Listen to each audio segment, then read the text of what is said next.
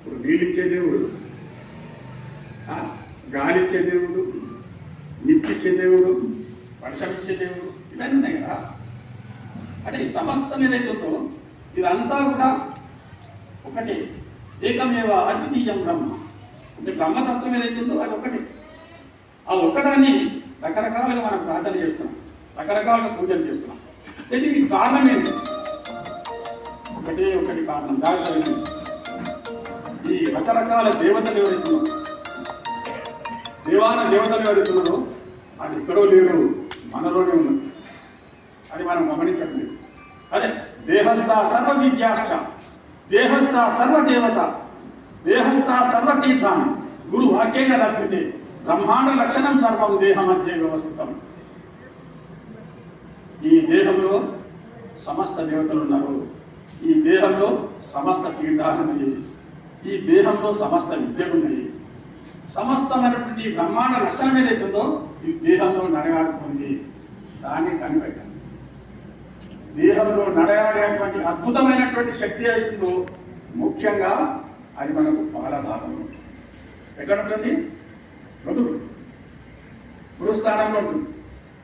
ఆ భూస్థానంలో ఉన్నటువంటి దాన్ని మన పెద్దలు ఏ రకంగా వర్ణించారు? ఇందాక ఒక శ్లోకం చెప్పాం కదా, ఓంకార పంజర శుచి ఉపనిషత్ ఉద్యాన కేళి కలకంఠి ఆగమ విపిన మయూరి ఆజాం అంతర్జ భావయే గౌరీ.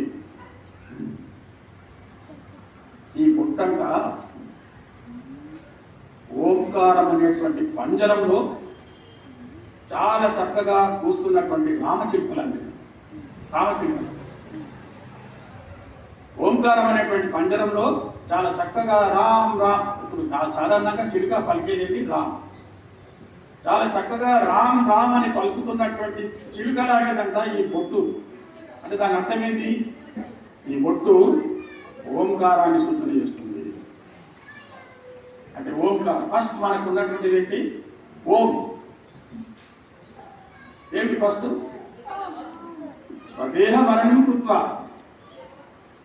ప్రణవచోత్తరారణి ధ్యాన నిర్మదనాభ్యాసాన్ని పాశం వర్జతి శ్రీనరహ అని చెప్పేసి శాస్త్రం చెప్తాను. తైత్రీయోపనిషత్తు చెప్తారన్నమాట. అంటే ఈ శరీరం ఒక కట్టె. ఈ శరీరానికి ఓంకారాన్ని జత చేసినప్పుడు అది సమస్త పాతకాలు, సమస్త బంధనాలు వెళ్తున్నాయి మనకి, వాటిని అన్నింటినీ దహించి వెళ్తుంది.